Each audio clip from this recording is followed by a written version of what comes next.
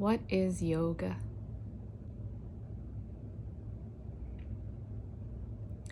The actual definition of the word yoga is the cessation of thought waves in the mind so that the flow of consciousness goes directly to God.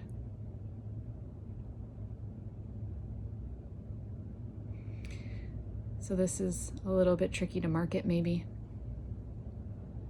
And this is why when you say the word yoga, the first thing that comes to mind is women in yoga pants and people twisting themselves up like pretzels who have perfect bodies and drink smoothies and have easy lives and good health and carry a mat around on their back. I guess that's far easier to market and much more attractive.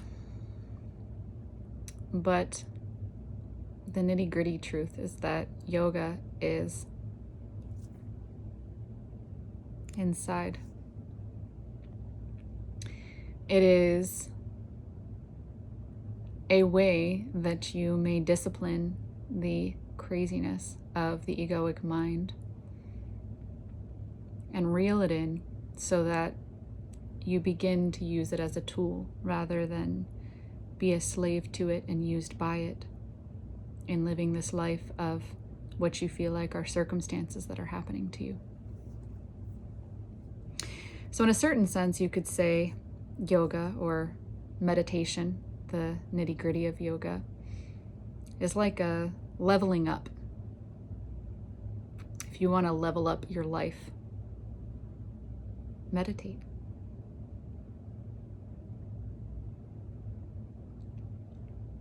Seems like such a silly thing. I can think back to times before I meditated years ago. And I would have these horrible moments of suffering or pain or extreme anger, helplessness, hopelessness, powerlessness. And I was really, really in it, really felt it, really very committed to that experience and felt subject to these unfair life circumstances. And if someone had told me at that time, you should just sit and meditate, I probably would have thrown something at them. I wouldn't have taken them seriously at all. I would have thought, what the hell is yoga gonna do for me? How is this gonna change this hopelessness or this anger or this unfortunate circumstance that I have? But ironically, paradoxically, it turns out that more action as far as changing your life goes happens sitting in stillness than anywhere else, perhaps. That sitting in stillness and learning to discipline the egoic mind, to discipline the racing of thoughts and identifying with them, to see this space between the thoughts happening, the sensations happening, and all the things arising in the mind, to see the space between that and the observer who's witnessing all of that happening and who isn't experiencing any of it. That all of that could be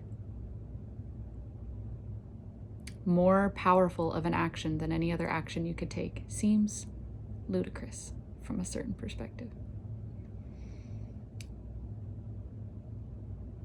But you don't really have anything to lose. If you're in a position of powerlessness, if you want to change your life, or if you feel like you have these horrible circumstances, or you're going through these crazy emotions, or you're experiencing fear or anxiety, you don't really have anything to lose spending, let's say, 5 minutes a day, first thing in the morning, setting your alarm 5 minutes earlier, and sitting and observing your thoughts or your sensations or your breath or different things in your body.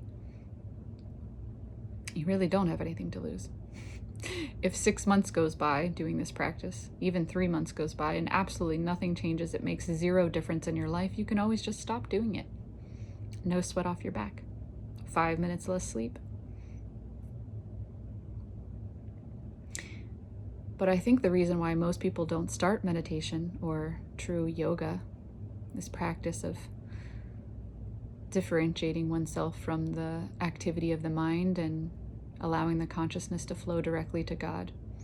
I think the reason most people don't endeavor to try this practice is because maybe on some subconscious level they realize if they did try it for 3 or 6 months, something might happen.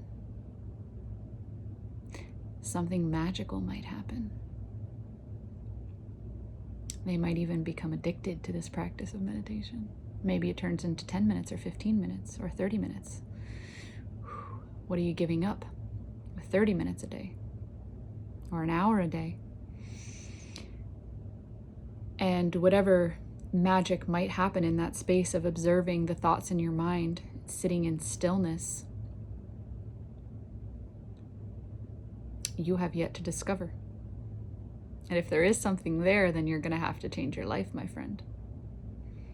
If there's something sitting there inside of you, waiting for you to just shine the light on it and observe it, a lot of things in your life are going to have to change, inevitably, as a result of that process.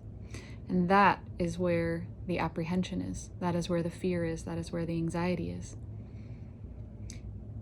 Because right now, the addiction, if you're not someone who meditates or does yoga or any kind of self-inquiry, the addiction is to the experience. The addiction is to the egoic's mind. The egoic mind's goings on to the character that you've built, to the life that you have, to the endless wanting. There is an addiction to that, perhaps even the suffering.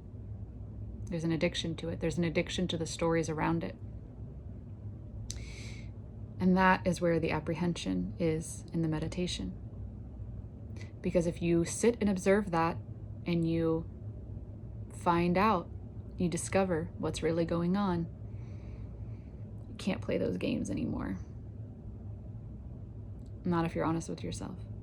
And in fact, maybe you won't want to, which again means that everything in your life will have to change.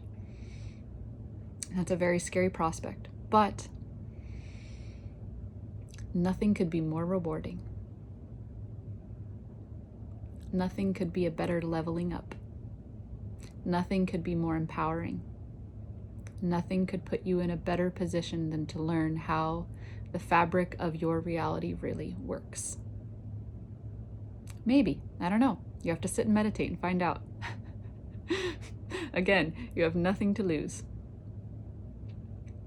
And this practice of yoga that comes to mind, the yoga pants, the asanas, all those things, they are a very nice aspect to a spiritual practice because it turns out that sitting upright with a straight spine in any kind of traditional meditation pose is very taxing on the physical body. It can be distracting at first. It can be uncomfortable. So the yoga asana, the physical poses, will aid in strengthening the body and strengthening the energetic system and kind of clearing away the cobwebs of the accumulation of things you've built up in your life inside of you, and lends itself to the meditation practice. So it's complementary.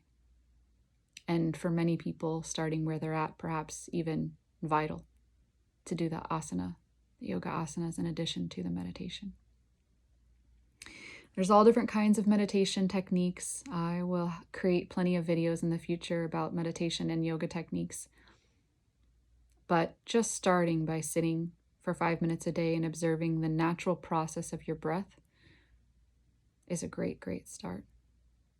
Or maybe observing the thoughts in your mind without judging them. Just observing what's happening there. Just watching.